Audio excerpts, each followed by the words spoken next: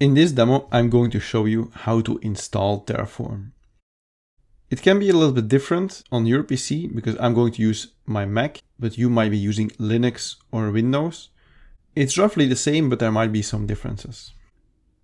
The first step is to go to the terraform.io website.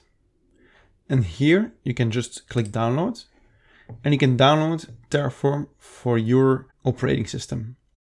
I have Mac, so I will be downloading it for Mac, but you might have to download it for Linux or for Windows. It's always a zip file, even for Windows, for Linux, or for Mac, it's always going to be a zip file. Which makes it pretty easy because the only thing that you will have to do is to unzip this zip file, and then you can start working with Terraform. So it will be downloaded here in my downloads folder.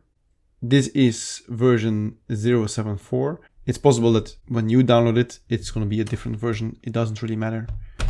I'm going to open a terminal on my Mac, and I'm going to create a new directory, Terraform. I'm going to cd in this directory, and I'm going to unzip from downloads this Terraform 0.7.4 Darwin AMD64 zip. If you are on a Windows machine, you can just unzip it somewhere on your hard drive. And at that point, you can also open a terminal, which is called CMD in Windows. To make sure that I will always be able to execute the command Terraform, I will just change the path. And the path is going to be my home directory, which uses Edward. And then I'm going to point to this Terraform directory.